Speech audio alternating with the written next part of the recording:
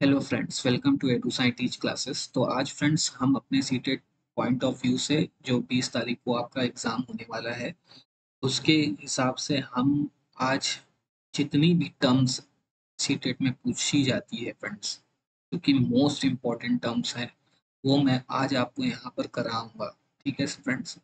तो फ्रेंड्स ये टर्म्स अक्सर इसकी टर्म्स पूछ लेता है या तो इस टर्म से रिलेटेड डिफिनेशन पूछ लेता है और आपको एक डिफिनेशन की लाइन दे देगा इस टर्म से रिलेटेड, और आपको उसमें दे देगा कि ये कौन सी टर्म्स है या ये क्या चीज़ है। इस तरह के क्वेश्चंस आपको देखने को मिलेंगे, चाहे इंग्लिश पेडागोजी में हो चाहे सीडीपी में हो।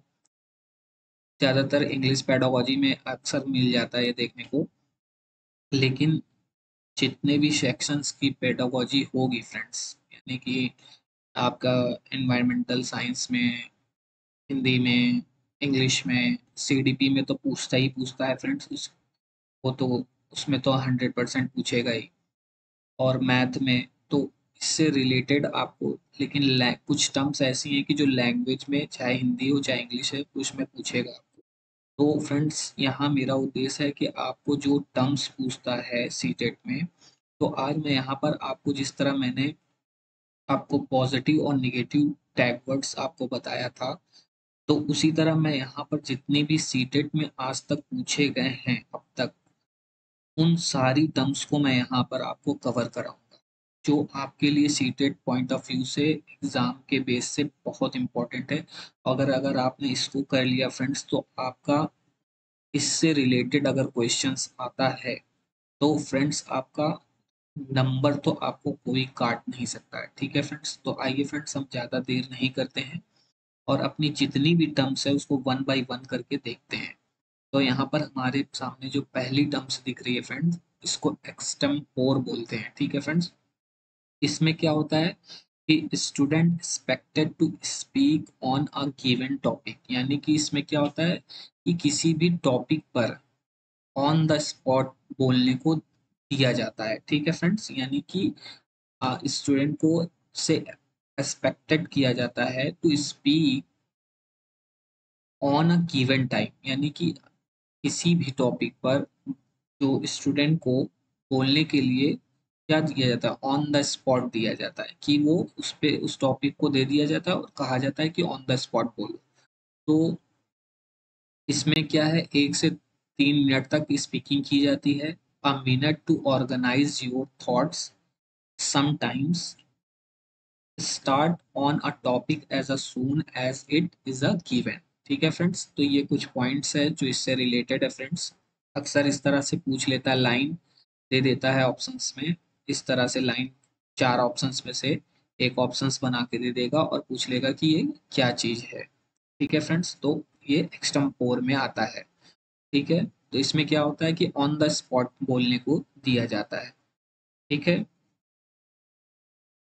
फिर है डिक्लेमेशन। डिक्लेमेशन में क्या होता है, इसकी डिफिनेशन देख लेते हैं पहले तो friends. a declamation a declamation speech is a given an important classic or famous speech in which time is given to prepare and it is inspire everybody। यानी कि इसमें क्या होता है फ्रेंड्स कि टॉपिक पहले दिया जाता है और उस टॉपिक पर तैयारी करके आकर बोला जाता है। ठीक है फ्रेंड्स। और इसमें जो टॉपिक दिया जाता है वो 1 या 2 दिन पहले दिया जाता है। ठीक है फ्रेंड, जिससे बच्चा उस पर क्या करता है, अपनी प्रिपरेशन बनाकर तब बोलता है। यानी this is given to prepare speech. ठीक है फ्रेंड। यानी कि time is given to prepare speech, यानी प्रिपरेशन करने के लिए उसको टाइम मिल जाता है। ठीक है। तो वो इस उसको ही हम क्या बोलते हैं फ्रेंड्स, उसको ही हम डिक्लेमेशन बोलते हैं। ठीक है। डिक्लेमेशन में क्या होता है कि आपको एक, मतलब कि जो जैसे कि इसमें क्या होता है, एक्सटेम्पोर में क्या होता है कि ऑन द स्पॉट बोलने को लिए दे दिया जाता है आपको 1 से 2 1 से 3 मिनट की स्पीक करना होता है एक्सटेम्पोर में, लेकिन उसको ऑन द स्पॉट बोलने को दे दिया जाता है स्टूडेंट को कि ऑन द स्पॉट बोलो। लेकिन डिक्लेमेशन में क्या होता है कि उसको 1-2 दिन पहले ही उस टॉपिक को बता दिया जाता है बच्चे को, और तब उस पे वो प्रिपेयर करके आकर तब बोलता है। ठीक है फ्रेंड्स, अब तो क्लियरिफिकेशन हो गया होगा आपको मेरे ख्याल से। अब देख लेते हैं फ्रेंड क्वाइनेज। क्वाइनेज क्या होता है? Coinage is the word formation process in which a new word is created either deliberating deliberately or accidentally without using the other word formation process, and often from seemingly nothing. For example, the following list of words provides some common coinage found in everyday English. ठीक है friends, तो इस तरह की जो friend मैं definition भी आपको लिख के दिया हूँ, तो इसी में से ही पूछ लेता है डिफिनेशन उठा के। इंग्लिश में तो एज इट इज आपको इंग्लिश में ही देखने को मिलेगा, लेकिन जो मैं हिंदी में बता रहा हूँ, अगर हिंदी में भी आपको देखने को मिल जाए पेडागोजी में, तो हिंदी वाले में हिंदी में लिख के आएगा। ठीक है फ्रेंड, लेकिन इंग्लिश वाले में तो आपको इंग्लिश में एज अ डिफिनेशन लिख के आएगी ना फ्रेंड्स, तो इसलिए मैंने इंग्लिश को इंग्लिश में भी डिफिनेशन लिख के दिया है। ठीक है फ्रेंड्स, मैं यहाँ बाइलिंगुअल लेके चल रहा हूँ फ्रेंड्स। ठीक है, अब देख लेते हैं इसकी इसमें क्या कहा गया है, क्वाइनेज में क्या कहा गया है कि इसमें क्या है। एग्जाम्पल के तौर पे एस्पिरिन, एक्सेलरेटर, ठीक है फ्रेंड्स, बैंड बैंड एड, फिर प्रेस्पी, Google, kerosene, Kleenex, Xerox table. यानी कि क्या होता है फ्रेंड्स कि इसमें क्या होता है, invention of totally new words. यानी इसमें क्या होता है, एक न्यू वर्ड की खोज की जाती है। जब जैसे कि क्या होता है कि जब एस्पिरिन वर्ड को खोजे होंगे, तो उस वर्ड को या उस टर्म को हम क्वाइनेज बोलते हैं। यानी ठीक है फ्रेंड, यानी जैसे जो मैंने एग्जांपल पे यहाँ पर जितने भी वर्ड्स लिखे हैं फ्रेंड्स, अगर इन वर्ड्स को खोजा गया होगा तो वो क्या होगा, वो क्वाइनेज उसको बोलते हैं। ठीक है, मतलब कोई भी न्यू वर्ड्स को बनाना या कोई भी बिल्कुल ही न्यू वर्ड्स को बनाने को हम क्वाइनेज कहते हैं। ठीक है, बहुत आराम से मैं समझा रहा हूँ फ्रेंड्स, क्योंकि आपका इसी 4-5 दिन में आपको, ताकि मैं ये आप वीडियो जब भी देखें तो आप इसको बार बार सुनिएगा, ताकि आपको कॉन्सेप्ट क्लियर हो जाए कि ये टर्म्स में क्या कहा गया है। ठीक है फ्रेंड्स, और मैं यहाँ बहुत स्लोली तरीके से आपको समझाने की कोशिश कर रहा हूँ, ताकि आपको कॉन्सेप्ट क्लियर हो जाए इससे रिलेटेड। और अगर आपको फास्ट फॉरवर्ड करके वीडियो को देखना होगा, प्ले करना होगा, तो आप यूट्यूब के सेक्शन में जब ये प्ले वीडियो करेंगे तो यहाँ पर सेटिंग्स की करके एक ऑप्शंस होगा, या 3 डॉट्स करके ऑप्शंस होगा राइट हैंड साइड में ऊपर साइड, उस पर आप क्लिक करके इस वीडियो की आप स्पीड बढ़ा और घटा सकते हैं, या तो फिर आप जिस नॉर्मल स्पीड में अभी सुन रहे हैं उसी नॉर्मल स्पीड में सुन के एक बार कॉन्सेप्ट क्लियर कर लीजिएगा, फिर उसको फास्ट फॉरवर्ड कर करके मतलब फास्ट स्पीड में करके आप उसको बार बार, जितनी बार आप इस वीडियो को सुनेंगे उतना ही आपको ये टर्म्स से सारे कॉन्सेप्ट आपको क्लियर होते चले जाएंगे। ठीक है फ्रेंड्स, तो ये समझ गए ना फ्रेंड्स कि क्वाइनेज क्या होता है, कि क्वाइनेज में क्या होता है कि किसी न्यू वर्ड को बनाया जाता है या खोजा जाता है। ठीक है, उसे ही हम क्वाइनेज कहते हैं, जैसे टेबल, एस्पिरिन। ठीक है फ्रेंड्स, अब आइए देख लेते हैं कॉन्ट्रैक्शन क्या होता है। A contraction is a word made by shortening and combining two words. ठीक है फ्रेंड्स, वर्ड्स लाइक कांट, यानी कैन प्लस नॉट को हम क्या लिखते हैं, कांट लिखते हैं। डू प्लस नॉट को हम डोंट लिखते हैं। ठीक है friend, and I plus have को हम क्या लिखते हैं, हैव, इस तरह शॉर्ट फॉर्म में लिखते हैं। आर ऑल कॉन्ट्रैक्शन, इसी को ही हम क्या कहते हैं, कॉन्ट्रैक्शन, जिसे दो वर्ड्स को हम शॉर्ट करके लिखने को ही हम क्या कहते हैं, कॉन्ट्रैक्शन कहते हैं। ठीक है, people use contraction in both speaking and writing. यानी कहाँ पर जो लोग हैं कॉन्ट्रैक्शन का यूज कहाँ पर करते हैं, यानी स्पीकिंग में भी करते हैं अपने और राइटिंग में भी करते हैं। ठीक है, यानी शॉर्टनिंग ऑफ वर्ड, जिसको हम शॉर्टनिंग ऑफ वर्ड कहते हैं उसे ही हम कॉन्ट्रैक्शन कहते हैं। ठीक है, ये एग्जाम्पल के तौर पे जो मैंने ऊपर लिखा फ्रेंड यहाँ भी लिख दिया हूँ, आप इसको देख लीजिएगा। और हिंदी मीडियम वाले बच्चे के लिए मैं हिंदी में भी लिख दिया हूँ, ताकि आप लोग जो इंग्लिश मीडियम वाले हैं वो तो इंग्लिश में भी पढ़ लेंगे, और हिंदी मीडियम वाले अपना हिंदी में भी देख लेंगे। ठीक है फ्रेंड्स, तो यहाँ दोनों लोगों के लिए मैं सुविधा कर दिया हूँ। ठीक है, तो इसमें दो या दो से अधिक या तीन वर्ड्स को शॉर्ट फॉर्म करके या कट करके बनाना या बनाते हैं या लिखते हैं। ठीक है फ्रेंड्स, अब आइए फ्रेंड्स देख लेते हैं यूफोनी क्या होता है। यूफोनी की डिफिनेशन देख लेते हैं। Sweet and pleasant sounding combination of sound words that produce easy of articulation soothing following sounds। यानी कि जो साउंड हमें स्वीट एंड प्लीजेंट साउंडिंग, मतलब कि आवाज जिसकी लगती है, उसे ही हम क्या कहते हैं, यूफोनी। ठीक है फ्रेंड, ऐसे वर्ड्स या लाइन जो सुनने में सूदिंग लगती हो। ठीक है फ्रेंड्स, यानी कानों में हार्श ना लगे हमें, मतलब कानों को सुनने में तकलीफ ना हो जिस साउंड को या वर्ड को या जिस लाइन को, तो उसे ही हम क्या कहते हैं, यूफोनी कहते हैं। ठीक है फ्रेंड, जैसे कि यहाँ पर देख लीजिए एग्जांपल के तौर पे, silver bells O star, to silver for a scene, और butterflies of banks of noon. ठीक है फ्रेंड्स, अब देख लीजिए फ्रेंड, ये सॉफ्ट साउंड में कौन कौन से लेटर आते हैं। ओ आता है, एम आता है, एंड वाई आता है। ये स्मूथ प्लीजेंट में आते हैं। ठीक है फ्रेंड्स, लेटर। अब आइए देख लेते हैं फ्रेंड, कैकोफोनी क्या होता है। कैकोफोनी टर्म्स में क्या होता है कि हार्श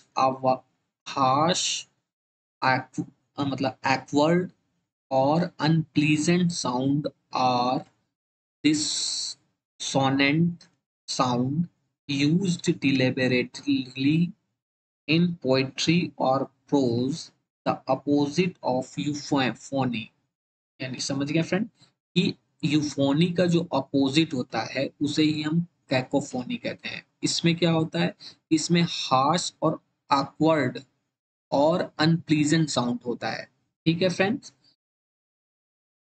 जैसे एग्जाम्पल के तौर पे gun, poison, the sounds of barking dogs and sirens added to the cacophony on the streets, loud noise, sounding words and phrases।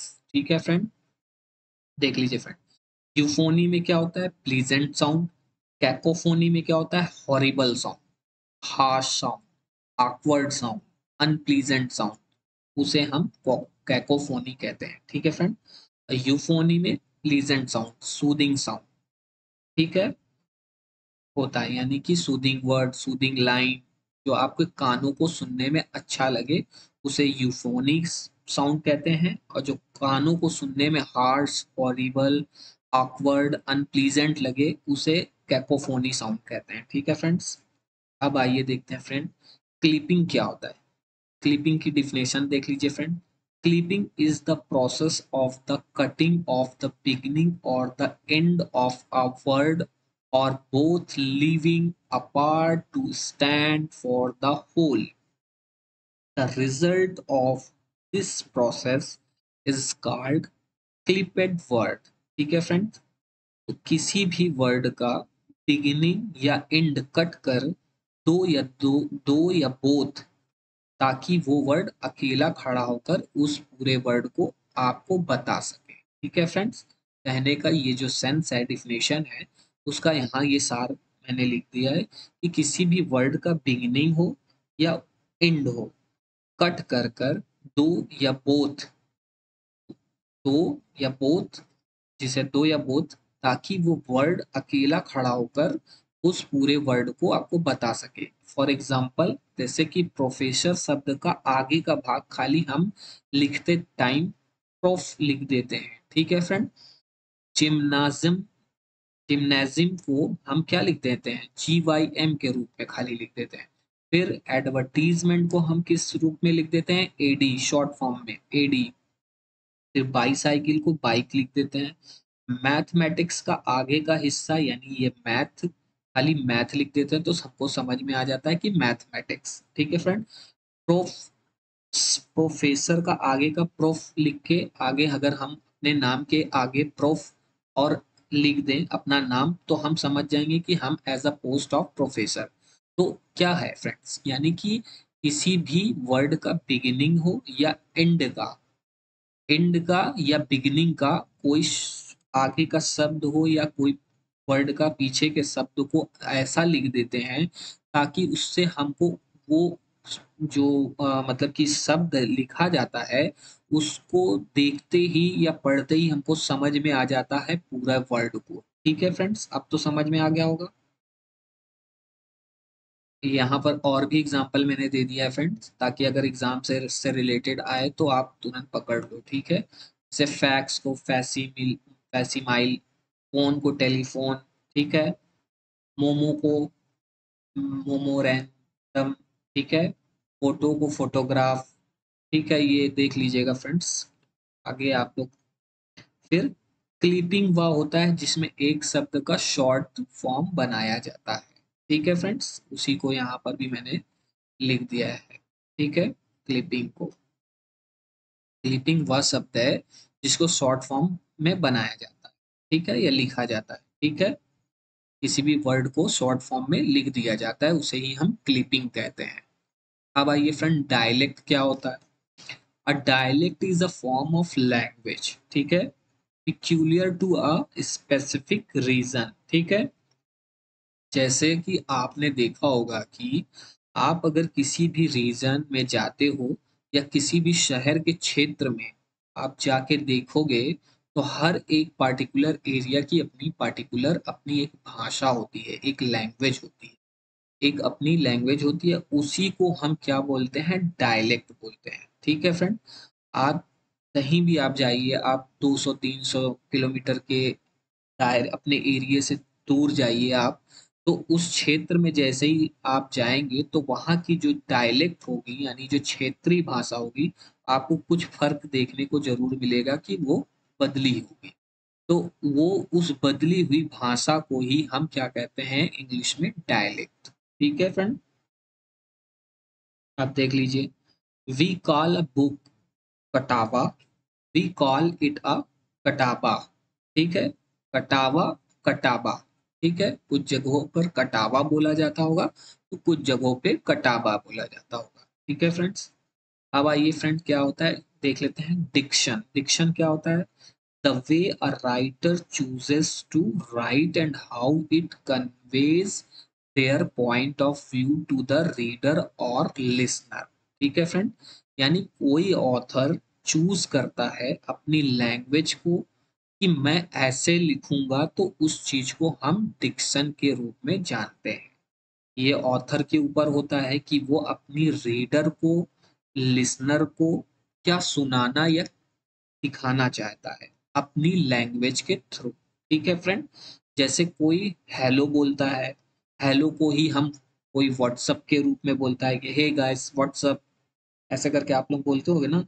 तो या कुछ लोग बोलते हैं हे, खाली हे ही बोल देते हैं, या हेलो बोल देते हैं, या बोनजोर बोल देते हैं, एक्सेट्रा लिखते हैं, मतलब लिखते हैं या बोलते हैं, मतलब किसी को भी आप इस तरह उससे बोलकर आप उससे फिर उसके आगे की बातचीत स्टार्ट करते हो। ठीक है फ्रेंड्स, तो उसे ही हम क्या कहते हैं, डिक्शन बोलते हैं। ठीक है, फिर आइए देख लेते हैं फ्रेंड, रजिस्टर क्या होता है। रजिस्टर ऐसी लैंग्वेज जिसमें same group of people and same interest, similar work of peoples होते हैं। ठीक है, जैसे लॉयर एंड डॉक्टर, यानी एक ही ग्रुप के सेम ही इंटरेस्ट के सेम ही वर्क, ये मतलब कि पीपल जो होते हैं उन्हें ही हम रजिस्टर की श्रेणी में रखते हैं, उसे ही हम रजिस्टर बोलते हैं। जैसे कि लॉयर तो लॉयर में जितने भी लॉयर आ जाते हैं वो लॉयर, डॉक्टर में डॉक्टर जितने भी ग्रेड के डॉक्टर होंगे वो सारे। ठीक है फ्रेंड्स, तो उसे हम रजिस्टर बोलते हैं। फिर आइए देखते हैं फ्रेंड्स कि ब्लेंडिंग क्या होता है, जिसको हम मिलाना या मिक्स करना कहते हैं। ठीक है, कोई भी दो वर्ड को या शब्द को लेकर जिसमें फर्स्ट वर्ड के आगे का भाग और सेकंड वर्ड का पीछे के भाग को आपस में जोड़कर न्यू वर्ड बनाते हैं, उसे ही हम क्या कहते हैं, ब्लेंडिंग कहते हैं। फॉर एग्जांपल देख लीजिए फ्रेंड, जैसे स्मोक का स्मोक प्लस फॉग, अब इसमें का आगे का भाग स्मो ले लिया और इसमें का पीछे का भाग फॉग का ओजी ले लिया, ठीक है, तो बन गया स्मॉग। ठीक है, स्मोक प्लस फॉग मिलके क्या हो गया, स्मॉग। फिर ब्रेकफास्ट प्लस लंच मिलके क्या हो गया, ब्रंच। एक न्यू वर्ड बन गया ना फ्रेंड। तो इसी दो, अगर दो शब्दों दो वर्ड को लेकर फर्स्ट वर्ड का आगे का भाग और सेकंड वर्ड का पीछे का भाग को मिला के जब एक कोई न्यू वर्ड बनता है, और इस प्रोसेस को करने को हम क्या कहते हैं, ब्लेंडिंग कहते हैं। ठीक है फ्रेंड्स, यानी कि आगे के किसी वर्ड का आगे का भाग ले लिया और किसी सेकंड वर्ड का पीछे का भाग लेके मिला के जो न्यू वर्ड बनेगा, उस वर्ड को जो बनाने का जो प्रोसेस होगा, उसी ही प्रोसेस को हम ब्लेंडिंग बोलते हैं। ठीक है फ्रेंड, अब तो समझ में आ गया होगा फ्रेंड्स। अब आइए, बोरोइंग क्या होता है। बोरोइंग वह होता है जब हम किसी लैंग्वेज के अंदर कोई वर्ड्स को किसी और लैंग्वेज से लेते हैं। ठीक है फ्रेंड, तो उसको हम बोरोइंग बोल कहते हैं या बोलते हैं। ठीक है, जैसे कि अलजेब्रा कहाँ से आया है, अरेबिक से आया है। चाउमीन कहाँ से आया है, चाइनीज से आया है। ठीक है फ्रेंड, अब आइए फ्रेंड, कंपाउंडिंग टर्म्स क्या होता है। जब हम दो वर्ड को जोड़कर एक बड़ा वर्ड बनाते हैं, तो उसको हम कंपाउंडिंग कहते हैं। जैसे नोट प्लस बुक मिलके क्या हो गया, नोटबुक। ठीक है फ्रेंड्स, फिर आइए फ्रेंड्स देख लेते हैं कि हाइपरबोल क्या होता है। हाइपरबोल वह होता है जिसको हम बहुत बढ़ा चढ़ा कर बोलते हैं। ठीक है, जैसे कि I am so hungry I could eat a horse. अब सोचिए फ्रेंड, कोई कितना इतना भूखा हो सकता है कि कोई हॉर्स को खा सकता है, सोचने वाली बात है ना। तो उसी जैसे जो सेंटेंस में देखिए, पढ़ने से क्या होता है, पढ़ने से क्या पता चल रहा है कि I am so hangry, I am so hungry, यानी मैं इतना भूखा था कि मैं एक हॉर्स को खा सकता हूँ, या मैं इतना भूखा हूँ कि मुझे अगर हॉर्स मिले तो मैं हॉर्स को भी खा जाऊं। तो पॉसिबल है फ्रेंड ऐसा कुछ, तो उसी को ही हम हाइपर बोलते हैं। ठीक है फ्रेंड, यानी किसी चीज को इतना बढ़ा चढ़ा के बोल देना कि आपको लगे कि हाँ यार कुछ ज्यादा ही तो नहीं बोल दिया, तो उसी को ही हाइपर बोलते हैं। ठीक है, कॉन्ट्रैक्शन मैंने ऊपर बता ही दिया फ्रेंड्स। फिर होमोफोन क्या होता है, ऐसे वर्ड जिसको प्रोनाउंस करते समय सेम साउंड आती है, बट इनके स्पेलिंग और मीनिंग अलग अलग होती हैं। जैसे बाई, BUY बाई, और BY को भी बाई ही पढ़ते हैं। ठीक है फ्रेंड, फिर बाय, ठीक है फ्रेंड, सेम प्रोनाउंसिएशन है, ठीक है, सेम साउंड है, ठीक है, बट स्पेलिंग क्या है, चेंज है। इसकी स्पेलिंग देख लीजिए, इसकी स्पेलिंग देख लीजिए, इसकी स्पेलिंग देख लीजिए, लेकिन साउंड और प्रोनाउंसिएशन सेम है। ठीक है फ्रेंड, फिर देख लीजिए फॉर और फोर। ठीक है फ्रेंड, तो उसे ही हम होमोफोन कहते हैं। अब आइए फ्रेंड, होमोग्राफ क्या होता है। इसमें क्या होता है, ऐसे वर्ड आते हैं जिसमें स्पेलिंग तो सेम रहेगा और प्रोनाउंसिएशन भी सेम हो सकता है। देखिए फ्रेंड, यहाँ संभावना भी है कुछ, प्रोनाउंसिएशन सेम हो भी सकता है और डिफरेंट भी हो सकता है, बट जो मीनिंग होगी वो अलग अलग होगी। ठीक है, जैसे बैट, एक बैट माने एक, ये बैट और वेव। ठीक है फ्रेंड,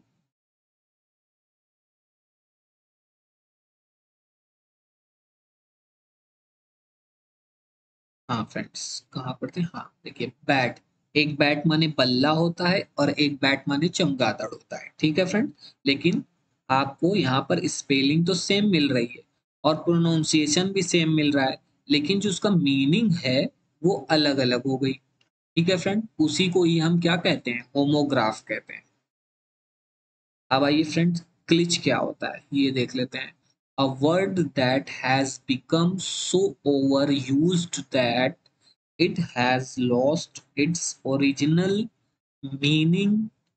यानी फ्रेंड्स कि a word that has become so over, यानी कि हम किसी वर्ड को इतना ज्यादा यूज कर लेते हैं कि उसकी जो एस्थेटिक सेंस यानी जो उसकी रियल मीनिंग है उसका अस्तित्व खत्म हो जाता है। कहने का सेंस ये है, जैसे कि गॉड, आई लव यू।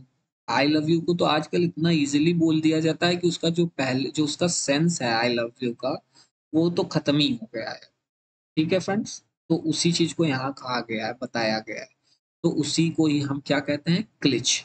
ठीक है, देखिए friend, a word that has become so over यानी कि इतना ज्यादा used that it has lost its original meaning, यानी कि उसकी जो ओरिजिनल मीनिंग मीनिंग है वो खो जाती है, यानी लॉस्ट हो जाती है। ठीक है, उसका जो ओरिजिनल सेंस है, मीनिंग है, वो मतलब कि उसकी खत्म हो जाती है। ठीक है फ्रेंड्स, मेरे ख्याल से आपको समझ में आ गया होगा फ्रेंड्स। सेमेंटिक स्लांटिक क्या होता है फ्रेंड्स, ये देख लेते हैं। Vocabulary words that the author chooses purposely sorry friend purposefully in order to create interest among listeners or to create emotions।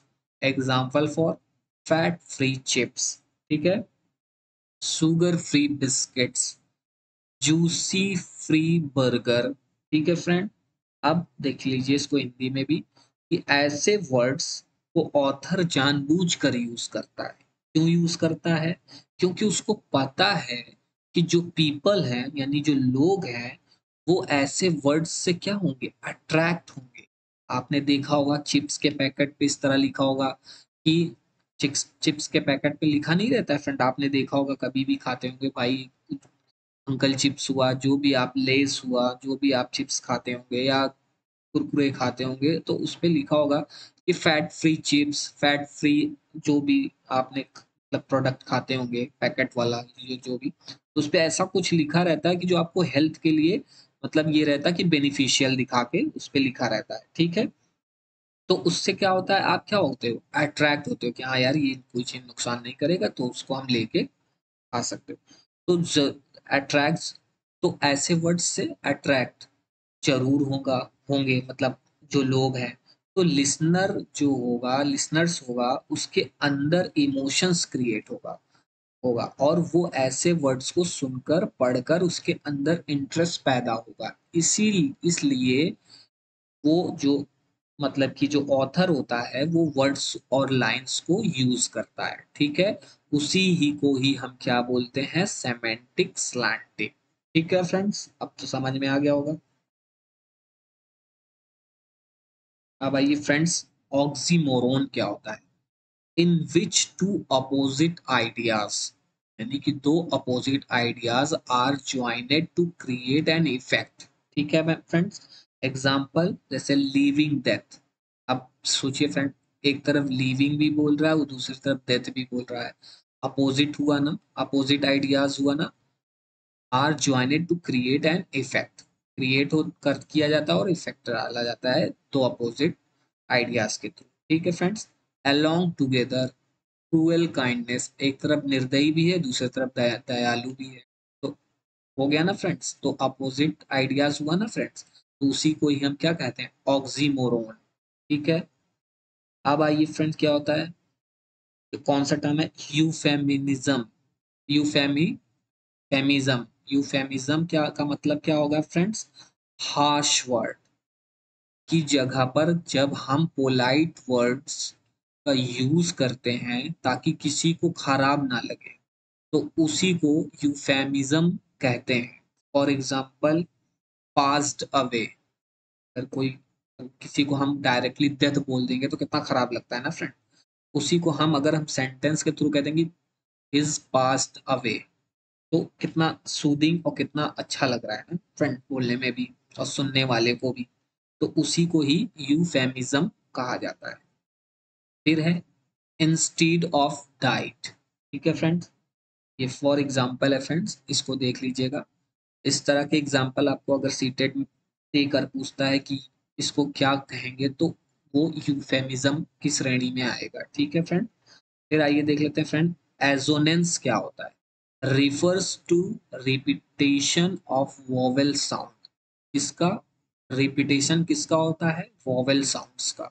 Example देख लेते हैं, rain in, Spain, mainly, fall in plain. देखिए friend, N, N, A, A करके आया ना friends, तो क्या हुआ, रिपीटेशन ऑफ वोवेल साउंड। फिर कॉन्सोनेंस क्या होता है, repetition of consonant sounds. For example, all, well, that, ends, well. ठीक है फ्रेंड्स, ल, ल ऐसे करके आया ना फ्रेंड। तो इसमें जो कॉन्सोनेंट साउंड्स या तो बीच में आता है या आखिर में आता है, ये ध्यान रखिएगा फ्रेंड। कि आपको इस तरह के मतलब डिफिनेशन दे देगा कि कॉन्सोनेंट साउंड या तो बीच में आएगा या तो आखिर में आएगा, तो उसे हम क्या कहते हैं, मतलब कॉन्सोनेंट तो नहीं लिखा रहेगा वहां पर, तो आपको कॉन्सोनेंट ही तो पूछेगा ही अगर सीटेड। वहां पर एक सेंटेंस में लिखा रहेगा कि जो साउंड है वो बीच में आएगा और आखिर में आता है जो साउंड, उसको हम क्या कहते हैं, तो कॉन्सोनेंट साउंड बोलते हैं। ठीक है फ्रेंड। मतलब वो देखिएगा आप पेपर उठा के, तो पूछने का तरीका जो सीटेट का होगा वो सेंटेंस बना के देगा, तो आपको इजीली समझ में आएगा कि हाँ ये तो कॉन्सोनेंट साउंड है। या तो फिर आपको इस तरह कोई सेंटेंस दे देगा और उसमें पूछ लेगा कि इसमें बताइए कौन सा मतलब कि फिगर ऑफ स्पीच है। ठीक है फ्रेंड्स। फिर आइए देखते हैं फ्रेंड, एलिट्रेशन। इसमें क्या होता है, repetition of consonant sound of the sound at the beginning. ठीक है, यानी कि जो कॉन्सोनेंट साउंड आता है लिटरेशन में वो बिगिनिंग में आता है, और कॉन्सोनेंट्स में जो रिपीटेशन ऑफ मतलब कोई कॉन्सोनेंट साउंड का जो रिपीटेशन होता है वो बीच में होता है और आखिर में होता है। ध्यान रखिएगा फ्रेंड, कॉन्सोनेंट्स और एलिट्रेशन में कंफ्यूज मत होइएगा। एलिट्रेशन में जो कॉन्सोनेंट साउंड होगा वो बिगिनिंग में आएगा, और जो कॉन्सोनेंस में जो कॉन्सोनेंस फिगर ऑफ स्पीच में जो मतलब कॉन्सोनेंट साउंड होगा वो कहाँ पर आएगा, बीच में आएगा या तो आखिर में आएगा। ठीक है फ्रेंड्स, तो उसे हम कॉन्सोनेंस बोलेंगे, कॉन्सोनेंस फिगर ऑफ स्पीच बोलेंगे। और एलिट्रेशन में क्या होगा, कॉन्सोन जो कॉन्सोनेंट साउंड होगा वो बिगिनिंग में आएगा। ठीक है फ्रेंड्स।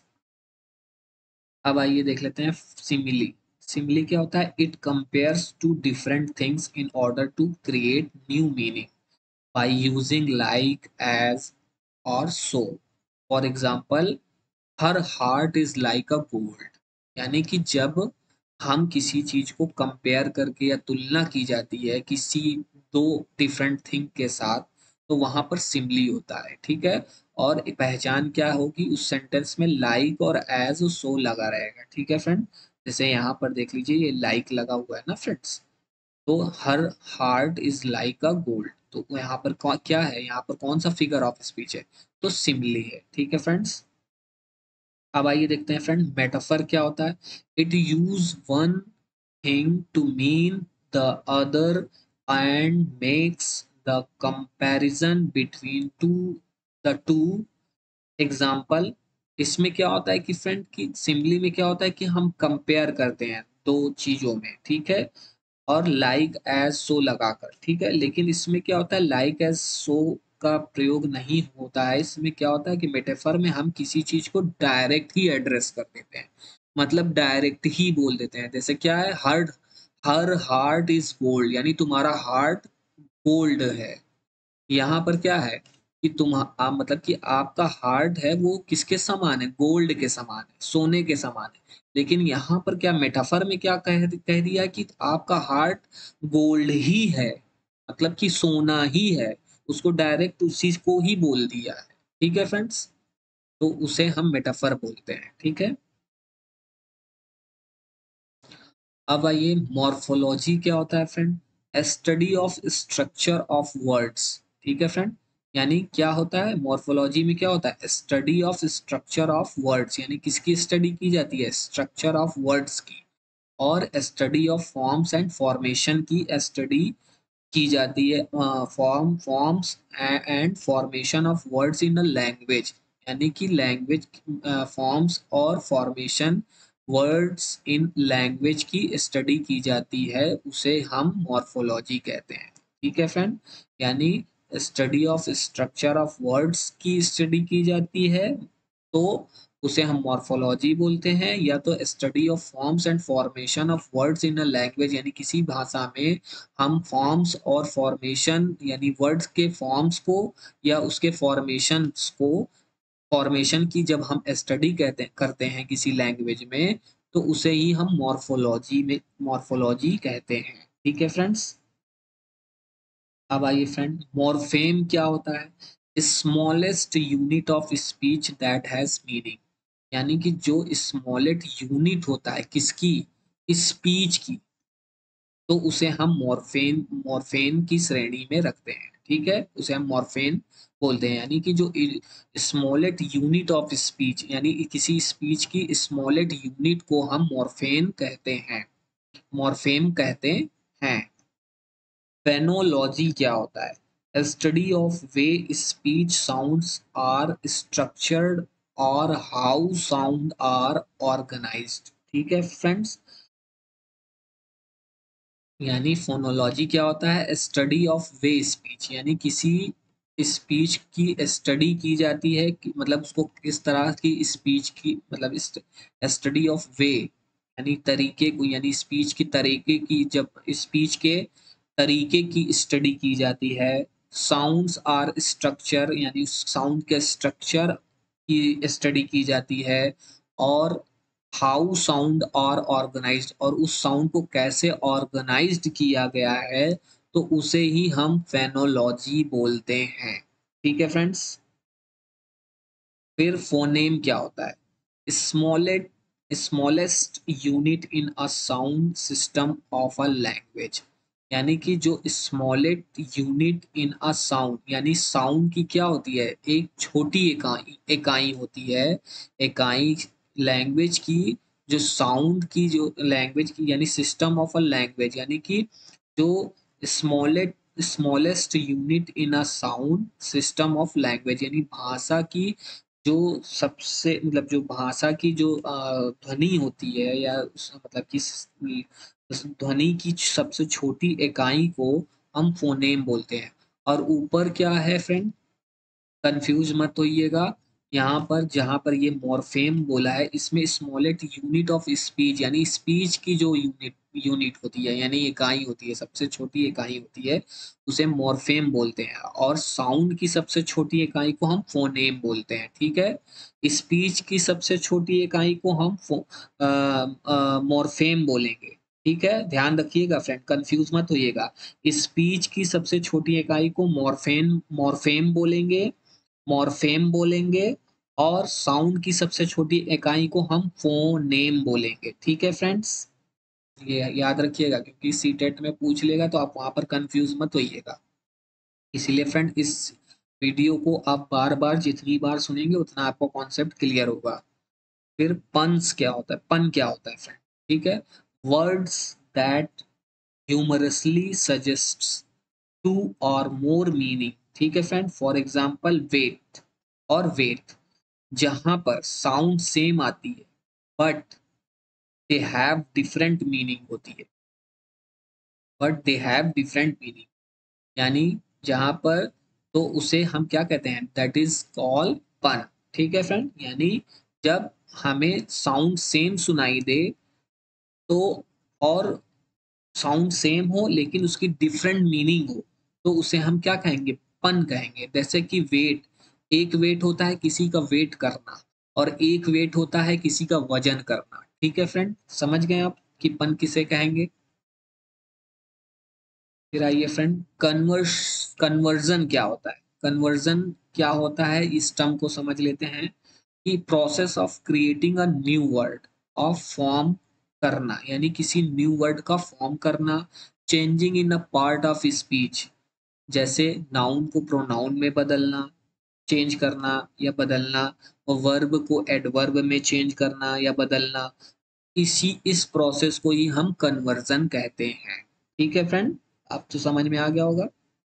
अब आइए फ्रेंड देख लेते हैं types of reading. Types of reading कितने प्रकार का होता है?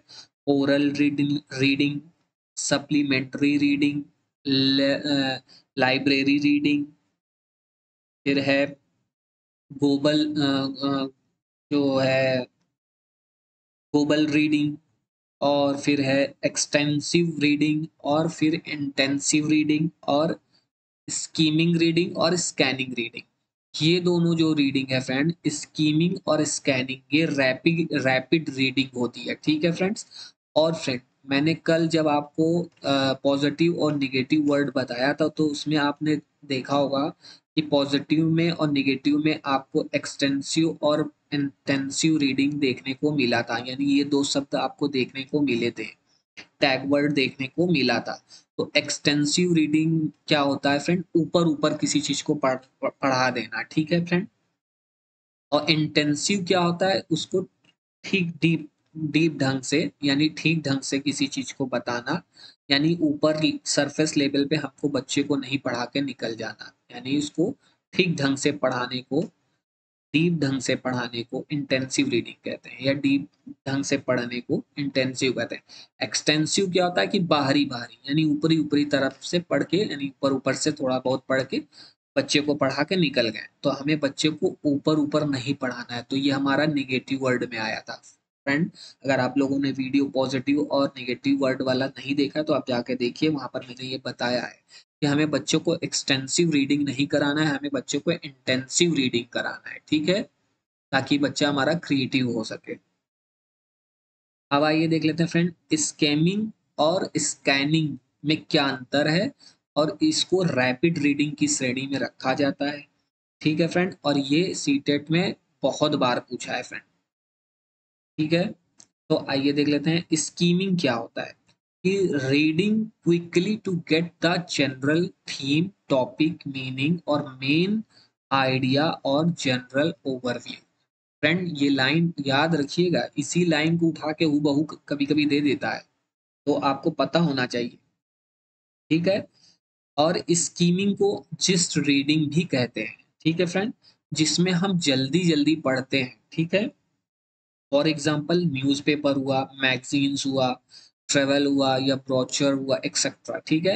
यानी आपने देख, जैसे कि मैंने स्कीमिंग, मुझे स्कीमिंग रीडिंग करना है, तो मैं कैसे करूंगा कि मैंने ये मतलब कि ऐसे ऐसे जल्दी जल्दी ले पढ़ लिया, और उसकी सिर्फ उसको जिस्ट निकाल लिया, उसको उसका जिस्ट यानी सार निकाल लिया और समझ लिया। ठीक है फ्रेंड।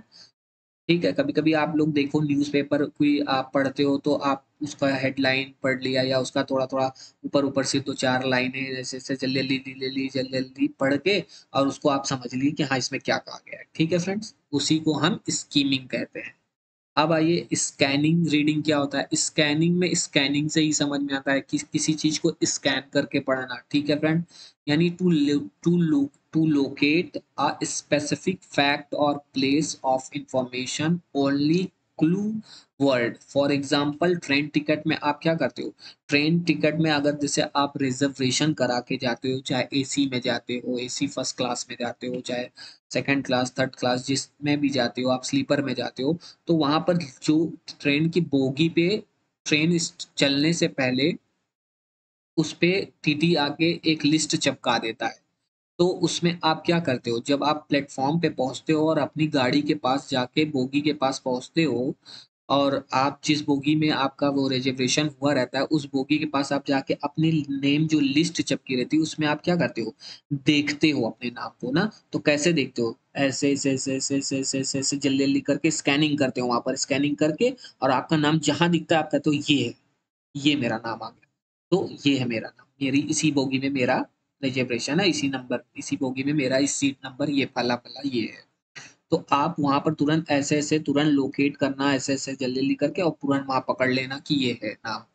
तो उसी को ही हम स्कैनिंग कहते हैं। ठीक है, उसी को ही हम स्कैनिंग रीडिंग कहते हैं। अब समझ में आ गया होगा फ्रेंड।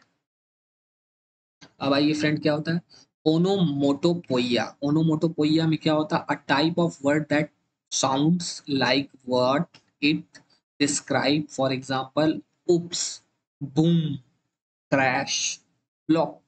क्लंग यानी जहां पर साउंड के बारे में हमें पता चले या साउंड को अ, पता चले, उसी ही को ही हम ओनोमोटोपोइया कहते हैं। ठीक है फ्रेंड, जैसे कि बूम में क्या होता है, बूम में आपको साउंड एक समझ में आ रहा है ना, बूम, तो सेम उसी को ही हम ओनोमोटोपोइया कहते हैं, फिगर ऑफ स्पीच। ठीक है फ्रेंड। अब आइए फ्रेंड, लिमरिक। लिमरिक क्या होता है? और ओनोमोटोपोइया में बजिंग साउंड भी आता है। आपने बजिंग साउंड में इस तरह के साउंड को हम ओनोमोटोपोइया ओनोमोटोपोइया फिगर ऑफ स्पीच कहते हैं। ठीक है फ्रेंड, अब तो समझ में आ गया होगा फ्रेंड आपको।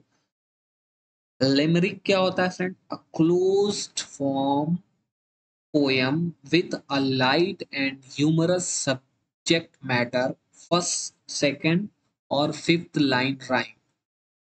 देखिए फ्रेंड, लिमरिक क्या होता है यहां पर आप समझिए एग्जाम्पल के through. There was an old man called Greg, ठीक, who tried to break upon an egg, Greg egg, एक ग्रिग एग मिल रहा है ना। फिर he kicked it around but fell on the ground, ठीक है, and found that he'd broken a leg।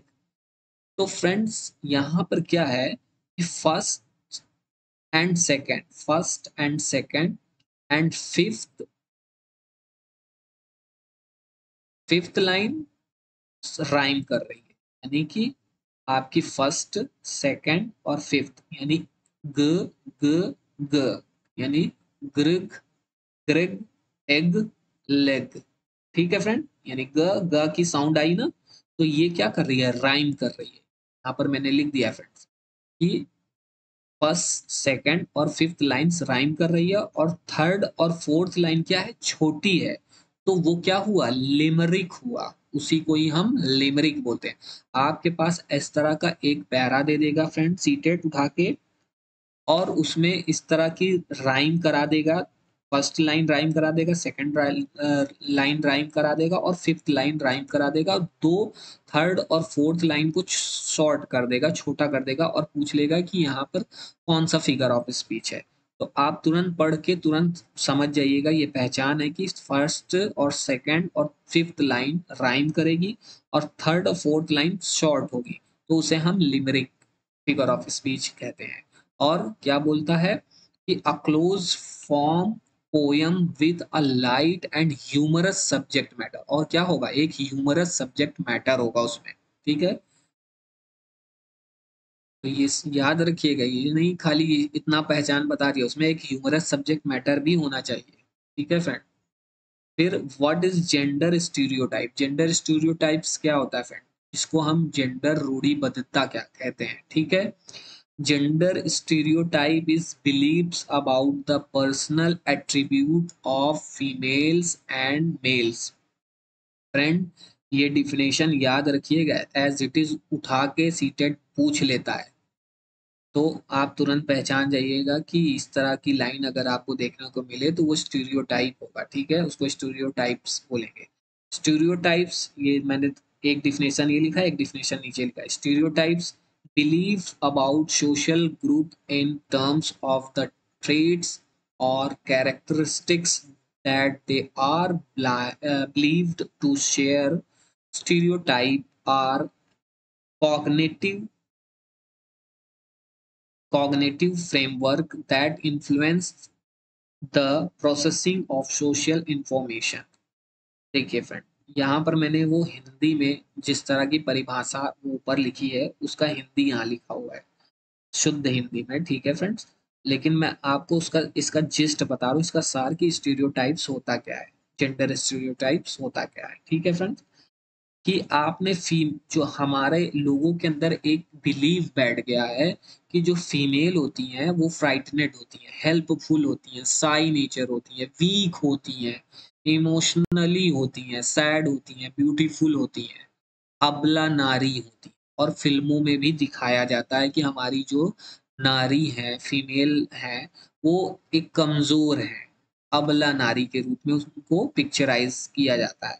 तो एक लोगों के अंदर क्या हमारे लोगों के जो मतलब कि लोगों में बिलीव बैठ गया है कि हमारी फीमेल जो होती है वो इस तरह की क्वालिटीज उनमें देखने को मिलती हैं। ठीक है फ्रेंड, जो ये एग्जाम्पल के तौर पे मैंने लिखा है, जो अभी मैंने बताया है कि वीक होती हैं, इमोशनल होती हैं, सैड होती हैं, ब्यूटीफुल होती हैं, हेल्पफुल होती हैं। ठीक है फ्रेंड्स, और मेल को क्या दिखाया है, मेल को क्या दिखाता है स्टीरियोटाइप में, कि मेल को massive, cool, hard, tough, strong, brave, wild, violence, loudly होते हैं।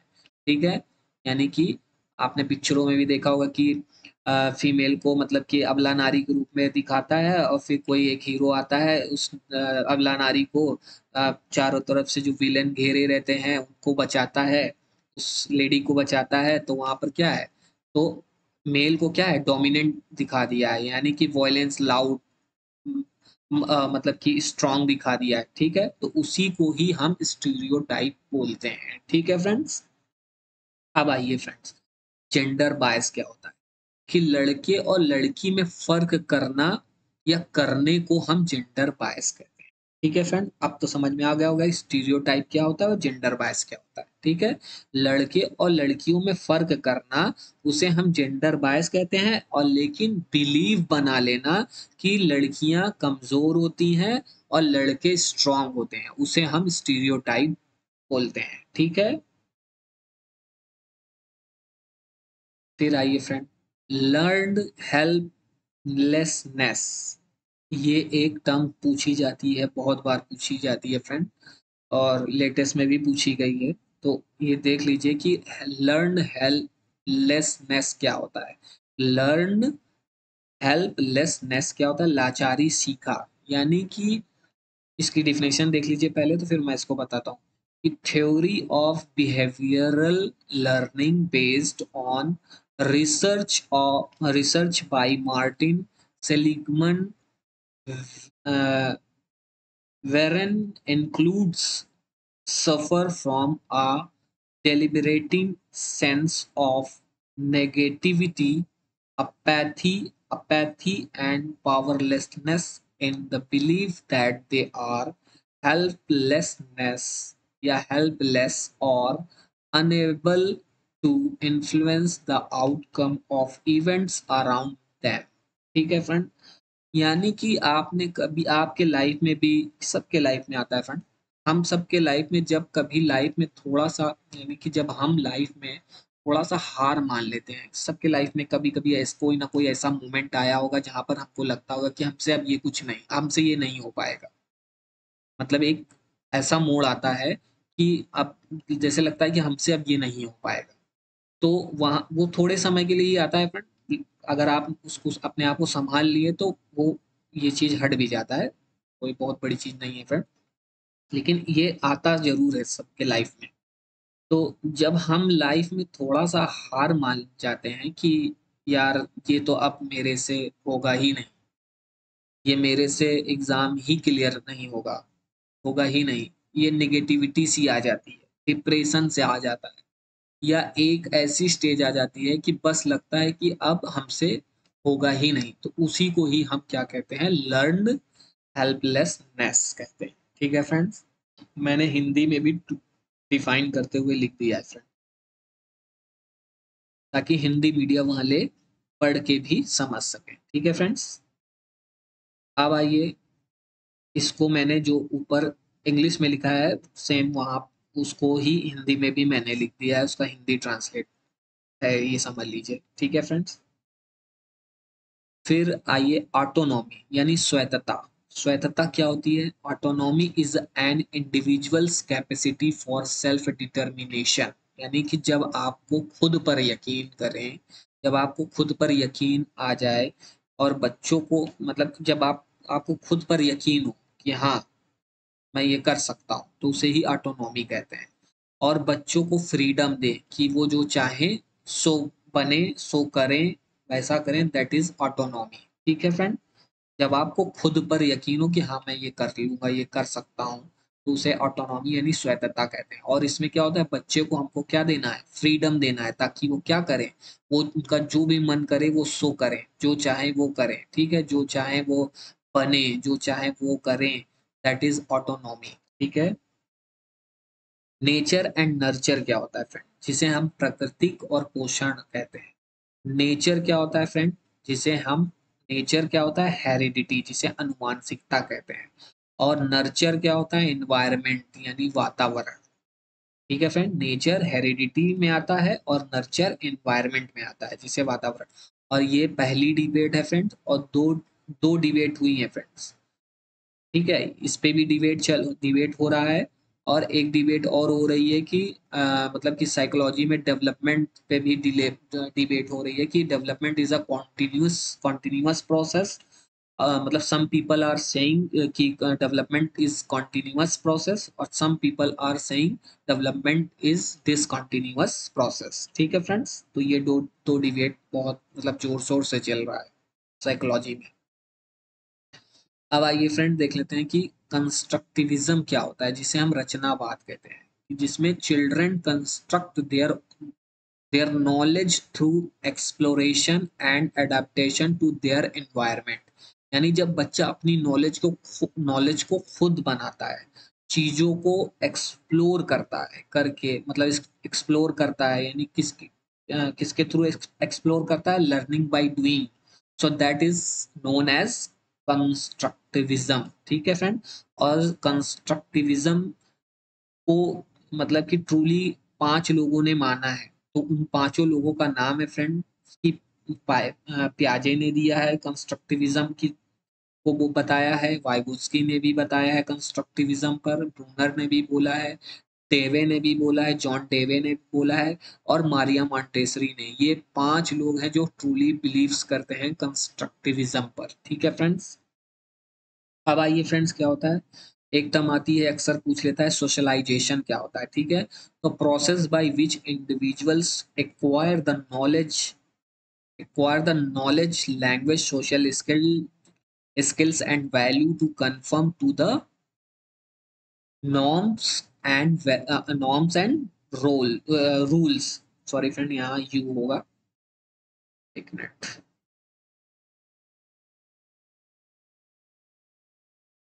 रूल्स, ठीक है friends. Socialisation is the process by which children and adults learn from others, ठीक है फ्रेंड्स। ये सब डिफिनेशन है फ्रेंड, इससे हूबहू लाइन उठा के पूछ लेता है।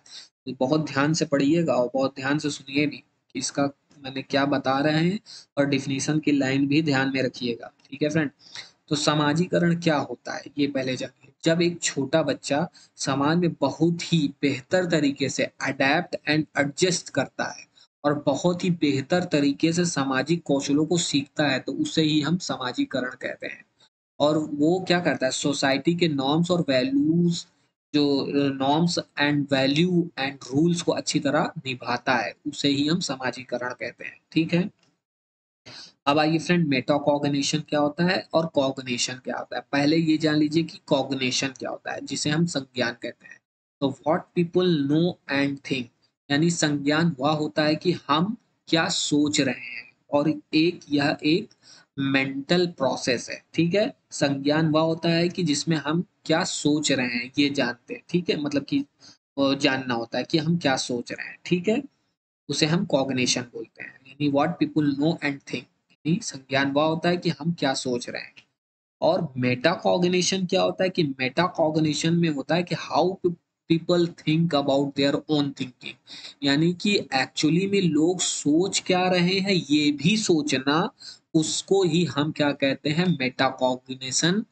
That is known as meta cognition. यानी कि लोग सोच क्या रहे हैं, मतलब कि अगर जैसे मैं अभी आपको पढ़ा रहा हूँ, पढ़ाने के दौरान में अगर मैं ये सोचूं कि मुझे बताना कैसा है, यानी मैं मैंने मेटाकॉग्निशन पढ़ा और मेटाकॉग्निशन में मैंने सोचा कि मुझे ये बताना है।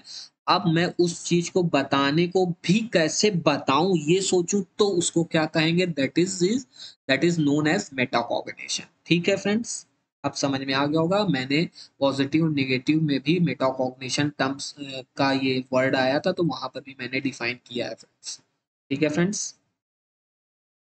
अब आइए मोरल रीजनिंग क्या होता है। यहाँ देखिए मेटाकॉग्निशन कॉग्निशन क्या होता है, an awareness of your thought process, यानी कि जिसमें आप अवेयरनेस होते हैं ऑफ योर थॉट प्रोसेस को। ठीक है फ्रेंड। मोरल रीजनिंग क्या होता है, नैतिक तर्कणा, द थिंकिंग प्रोसेस। एक टर्म ये भी आती है फ्रेंड, ये टर्म किसने दिया था ये जरूर मुझे कमेंट बॉक्स में बताइएगा, लेकिन वैसे मैंने यहाँ मेंशन किया है, लेकिन फिर भी मैं बता दे रहा हूँ कि कोहलबर्ग ने ये दिया था, moral realism, sorry friend, moral reasoning की, रीजनिंग का जो टर्म है ये कोहलबर्ग ने बताया था, मोरल रीजनिंग, नैतिक तर्कणा जिसे बोलते हैं। ठीक है। ठीक है friend. The thinking process involve in judgments about questions of right and wrong। जब आपको फैसला लेना होता है सही और गलत के बीच में, तो आपकी चिंतन प्रक्रिया जो आपको जजमेंट लेने में मजबूर करती है कि क्या चीज सही है, क्या चीज सही होगी और क्या चीज गलत होगी, तो उसे ही हम मोरल रीजनिंग कहते हैं। गिवन बाय कोहलबर्ग, कोहलबर्ग ने ये बताया था, ये टर्म्स दिया था। ठीक है फ्रेंड्स। अब आइए फ्रेंड देख लेते हैं सेल्फ एफिकेसी क्या होता है, जिसमें जिसे हम आत्म प्रभावकारिता बोलते हैं। ठीक है फ्रेंड। आत्म जिसमें ये होता है कि आत्मविश्वास की ताकत, कि खुद में यकीन रखना कि मैं ये कर सकता हूँ। ठीक है फ्रेंड्स। कि if you believe, you can achieve, कि मैं ये मतलब कि खुद से कर सकता हूँ, कि मैं खुद पे यकीन हो कि ये मैं यकीन हो कि ये मैं कर सकता हूँ। ठीक है, यानी कि मैं ये सीटेट क्वालिफाई कर सकता हूँ, ये आपको यकीन, उसे ही सेल्फ एफिकेसी कहते हैं। इसे क्या कहते, इसने ये टर्म्स किसने दिया था, तो गिवन बाय बंडूरा। ठीक है फ्रेंड्स।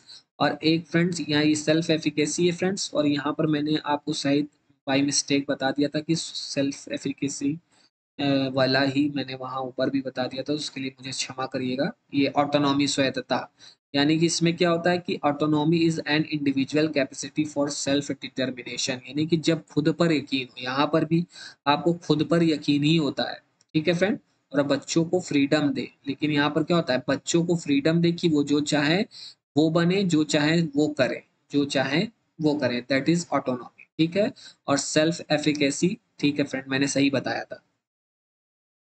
और सेल्फ एफिकेसी में भी क्या होता है कि आपको खुद पर यकीन होता है कि मैं ये चीज कर सकता हूँ, यानी कि आपको यकीन हो गया, आपको यकीन है कि मैं इस बार का सीटेट 2023 का 20 अगस्त वाला पेपर में मैं दूंगा या दूंगी, तो मैं पास हो जाऊंगी। ठीक है, आपको खुद पे यकीन हो गया, तो you if you believe you can achieve. ठीक है। गिवन बाय किसने दिया है, ये टर्म्स किसने दिया है, गिवन बाय बंडूरा ने, याद रखिएगा फ्रेंड्स। ब्रेन स्टॉर्मिंग क्या होता है, यानी जिसे हम बुद्धिशीलता फ्रेंड्स बोलते हैं यहाँ, सॉरी फ्रेंड।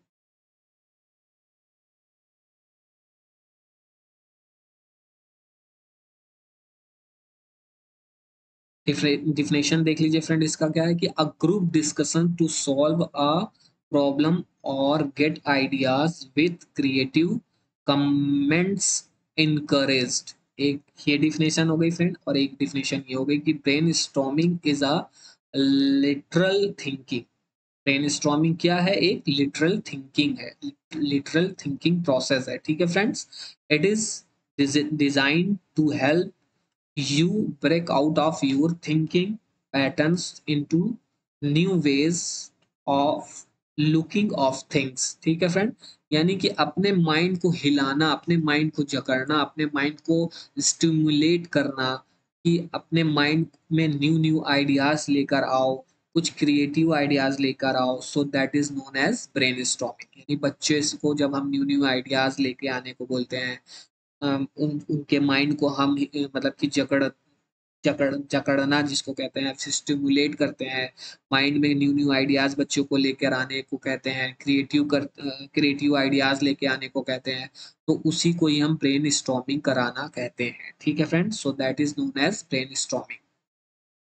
फिर आइए सेल्फ रेगुलेशन टर्म्स को देख लेते हैं, जिसे हम स्वनियमन बोलते हैं। Self regulation makes it easier for young people to move through challenges and choose how to respond to events in their lives। ठीक है फ्रेंड्स, एक डिफिनेशन ये है और एक डिफिनेशन ये है, self regulation is the abilities to monitor and control our own behaviour, emotions and thought. देखिए फ्रेंड, यानी कि जिसमें आप क्या करते हैं, आप self regulation is that ability, एक योग्यता है। सेल्फ रेगुलेशन क्या है, एक एबिलिटी है कि जिसमें आप मॉनिटर करते हो, कंट्रोल करते हो, किस पर, आवर ओन बिहेवियर पर, इमोशंस पर और थॉट्स पर। ठीक है फ्रेंड, उसे ही हम सेल्फ रेगुलेशन कहते हैं। Altering them in accordance with the demands of the situation. ठीक है फ्रेंड्स, इसको मैंने हिंदी में भी लिख दिया है, जो हिंदी मीडियम वाले बच्चे हैं वो समझ लें इसका सार क्या है, इंग्लिश वाले तो समझ गए ही होंगे कि जब एक बच्चा अपनी लर्निंग को खुद मॉनिटर करता है, खुद कंट्रोल करता है, अपने योर ओन लर्निंग को, यानी अपने लर्निंग को, अपने बिहेवियर को, अपने इमोशंस को, अपने थॉट्स को जब खुद कंट्रोल करता है, तो वो मॉनिटर करता है, तो उसे ही हम क्या कहते हैं, सेल्फ रेगुलेशन बोलते हैं। ठीक है फ्रेंड, सेल्फ रेगुलेशन बोलते हैं, जिसे स्वनियमन बोलते हैं। ठीक है, अब आइए फ्रेंड, एनिमिज्म क्या होता है। एनिमिज्म भी बहुत बार पूछा जाता है friend. Animism is the belief that everything that exist has some sort of consciousness of awareness, for example bumping into a table, them sorry friend, then hunting sorry friend then hitting sorry friend then hitting the table for being naughty, believes that animated objects have life like quality। ठीक है friend, यानी कि जब किसी non living चीज को living समझ लिया जाता है, तो उसे ही हम क्या कहते हैं, एनिमिज्म। यानी जब बच्चा नॉन लिविंग थिंग को लिविंग समझने लगता है, उसी को ही हम क्या कहते हैं, एनिमिज्म कहते हैं। जैसे कि कोई बच्चा कहेगा कि मैम या सर, हॉट देखो देखो, हॉट एंग्री सन। अब बताइए, सन एंग्री हो सकता है क्या? हाँ, लेकिन बच्चा उस चीज को क्या समझ लेता है, लिविंग समझ लेता है, जीवित, यानी जिसमें उसमें जान डाल लेता है। यानी कि निर्जीव चीज में जान डालकर उसको समझने लगता है, उसको जीवित समझने लगता है बच्चा, तो उसे ही हम एनिमिज्म कहते हैं। एनिमिज्म टर्म में आता है। ठीक है फ्रेंड, एनिमिज्म कहते हैं जब हम नॉन लिविंग चीज में लिविंग डाल दें, तो उसे ही हम एनिमिज्म कहते हैं। और ये प्याजे ने थ्योरी के सेकंड स्टेज, अपनी थ्योरी के सेकंड स्टेज में बताया है बच्चे में ये। ठीक है फ्रेंड, फिर आइए देख लेते हैं प्रोग्रेसिव एजुकेशन, यानी प्रगतिशील शिक्षा। ये किसने दिया है, प्रगतिशील शिक्षा जॉन डेवे ने दिया है। ठीक है फ्रेंड, तो इसमें जो कि दो चीजों पर आधारित है, प्रगतिशील शिक्षा यानी प्रोग्रेसिव एजुकेशन। और वो दो चीज क्या है फ्रेंड, देख लेते हैं। पहला पॉइंट, बच्चों की नीड, एबिलिटी एंड ट्रस्ट के अकॉर्डिंग रहेगी। मतलब हम हर चीज को हम मतलब हमें हर चीज बच्चे के अकॉर्डिंग करनी है। यानी हमें बच्चे के अकॉर्डिंग करनी है, बच्चे के नीड के अकॉर्डिंग, एबिलिटी के अकॉर्डिंग, ट्रस्ट के अकॉर्डिंग हमें हर चीज बच्चे के अकॉर्डिंग करनी है, पहला चीज। दूसरा, कि बच्चे के आसपास समाज का पुनर्निर्माण करना है, यानी समाज में चेंजेस लाने हैं, ताकि बच्चा न्यू न्यू चीजें सीख सके समाज से। तो उसे ही हम क्या कहते हैं, progressive education is based on two elements, essential elements, जो कि मैंने ऊपर ये बता दिया फ्रेंड। तो उसे ही हम क्या कहते हैं, प्रोग्रेसिव एजुकेशन यानी प्रगतिशील शिक्षा, जिसे जॉन डेवे ने दिया है। ठीक है फ्रेंड्स, ठीक है। अब देख लेते हैं फ्रेंड्स कि कंटेक्चुअल मेथड और इंसिडेंटल मेथड, सबसे बेस्ट मेथड होता है ग्रामर पढ़ाने का। यानी कि आप किसी भी ग्रामर को पढ़ाते समय विद इन द कॉन्टेक्चुअल, यानी कॉन्टेक्चुअल के थ्रू, मतलब कॉन्टेक्चुअल के थ्रू मतलब कि आप पढ़ाओगे ग्रामर, तो वो सबसे बेस्ट मेथड है ग्रामर पढ़ाने का। और एक इंसिडेंटल मेथड। ठीक है फ्रेंड्स, फिर LSRW, इसमें CLT यानी कन्वर्सेशन स्किल्स पर फोकस करना बेस्ट मेथड है। ठीक है, जहां पर LSR है वो तो ऑप्शंस मैंने आपको कल भी बताया है, वो एकदम सही है। LSR का मतलब क्या होता है? Listening, speaking, reading, writing. यानी पहले लिसनिंग होती है, बच्चा पहले लिसनिंग करता है, फिर स्पीकिंग करता है, फिर रीडिंग करता है, फिर राइटिंग करता है। ठीक है फ्रेंड, और जहां पर ये चारों LSRW का ऑप्शन आपको मिले, आंख मूंद कर आप टिक कर देना, वो ऑप्शन आपका सही हो जाएगा। और एक आता है CLT। CLT क्या होता है? कन्वर्सेशन स्किल्स फॉर फोकस कराना, यानी कन्वर्सेशन पर स्किल्स पर फोकस कराना, यानी बेस्ट मेथड है फ्रेंड्स। और मेथड की मैंने वीडियो ऑलरेडी अपलोड कर चुका हूँ बहुत पहले, जिसमें मैंने मेथड और अप्रोचेस बताया है। आप लोग जाइए उस चीज को देखिए, नहीं देखा है उस वीडियो को तो जरूर देख लीजिएगा। सीटेड थ्योरी प्लेलिस्ट में आपको मिल जाएगा। इसमें क्या होता है? स्पोकन स्किल्स पे फोकस किया जाता है। ठीक है, CLT मेथड में। फिर हमको पोयम पढ़ाते समय बच्चों को क्या नहीं करना है? एक्सप्लेन नहीं करना है पोयम को, रूल्स नहीं बताना है पोयम में, रीड नहीं करने को बोलना है। ठीक है, हम हमें पोयम को कैसे पढ़ाना है? बच्चों को रिसाइट कराना है, सिंग कराना है, एस्थेटिक सेंस यानी महसूस कराना है उसको। पोयम पढ़ाते समय बच्चों को उसके वैल्यू को, यानी बेस्ट वे सबसे अच्छा है रिसाइट कराना बच्चे को, यानी फील कराना, एंजॉय कराते हुए पढ़ाना है हमें पोयम। ठीक है फ्रेंड्स। पोर्टफोलियो क्या होता है? पोर्टफोलियो में एकेडमिक रिकॉर्ड होता है। ठीक है फ्रेंड, और अब आपने क्या वर्क अचीवमेंट किया है, और या वर्क अचीव मतलब कि आपने क्या वर्क अचीवमेंट किया है और क्या वर्क प्रोग्रेस किया है, उसे उसको ही हम पोर्टफोलियो में रखते हैं। ठीक है, पोर्टफोलियो में रिकॉर्ड करते हैं, जिसमें एकेडमिक रिकॉर्ड को रिकॉर्ड किया जाता है, उसे ही हम पोर्टफोलियो कहते हैं। ठीक है, एकेडमिक रिकॉर्ड को रिकॉर्ड करके रखना, उससे ही हम पोर्टफोलियो कहते हैं। ठीक है, एनेक्डोटल रिकॉर्ड क्या होता है? जब आपके attitude, behaviour, values as a shorts stories लिखा जाता है, आपको ऑब्जर्व किया जाता है, स्टोरीज के फॉर्म में आपके बिहेवियर, एटीट्यूड, वैल्यूज के बारे में लिखा जाता है, तब उसे हम क्या कहते हैं? एनेक्डोटल रिकॉर्ड कहते हैं। ठीक है फ्रेंड्स, तो फ्रेंड आज की क्लास में बस इतना ही। मेरे से जितना पॉसिबिलिटी हो सका, जो मोस्ट मोस्ट इम्पॉर्टेंट टर्म्स हैं, मैंने सारे कराने की कोशिश की है। अगर एक आध दो तीन चार पांच टर्म्स छूट भी गई होंगी तो वो भी मैं 20 तारीख से पहले पहले आपको दे दूंगा। ठीक है, वीडियो बना के। ठीक है, अब बचा है फ्रेंड मेरा जो वादे के अनुसार ब्लूम की टैक्सोनॉमी, जो कि मैंने आपसे कहा था कि मैं उसको किसी दिन करा दूंगा। तो मैं भी वो जिस दिन मैं ब्लूम की टैक्सोनॉमी कराऊंगा, तो अगर एक आध दो तीन चार पांच अगर टर्म्स छूटे भी होंगे तो फ्रेंड मैं उसको भी उसी में कवर कर दूंगा। लेकिन मैंने अप्रॉक्स जितना टर्म्स हो सकता था फ्रेंड, जितना पूछता है सीटेट, उतना मैंने यहाँ पूरा आपको देने का पूरी कोशिश किया है फ्रेंड। इसको आप बहुत अच्छे से समझने की कोशिश करिएगा और बार बार वीडियो देख के समझिएगा। और वीडियो आपको पसंद आई हो तो लाइक, शेयर, सब्सक्राइब आपके ऊपर है फ्रेंड। मैं अपनी तरफ से बेस्ट देने की कोशिश कर रहा हूँ, लेकिन फिर भी अगर आपका कुछ कमेंट, आपका कुछ भी सजेशन हो तो मुझे कमेंट बॉक्स में मुझे गाइड करिएगा, मुझे बताइएगा। मुझे अ, मुझे भी गाइड करिएगा, क्योंकि आप कुछ बोल कहेंगे या से तो मुझे भी सीखने को ही मिलेगा। अगर मुझे कुछ इम्प्रूवमेंट करने की हो तो भी बताइएगा फ्रेंड, तो मैं और अच्छा अपना स्किल को इम्प्रूवमेंट करके आपके सामने और अच्छे तरीके से बताने की कोशिश करूंगा, अगर किसी को ना समझ में आया हो तो फ्रेंड। और आपको वीडियो अगर पसंद आई हो तो फ्रेंड जरूर, बस अगर आप लोग सब्सक्राइब कर देते हो तो फ्रेंड्स हम लोगों को क्या होता है फ्रेंड्स कि एक मोटिवेशन मिल जाता है। तो हमारे चैनल को अगर आप सब्सक्राइब करोगे तो हमें एक मोटिवेशन मिलेगा कि हम और बेस्ट आपके लिए कर सकें इन फ्यूचर में। ठीक है फ्रेंड्स, तो आज की क्लास बस इतना ही friends. Thank you so much.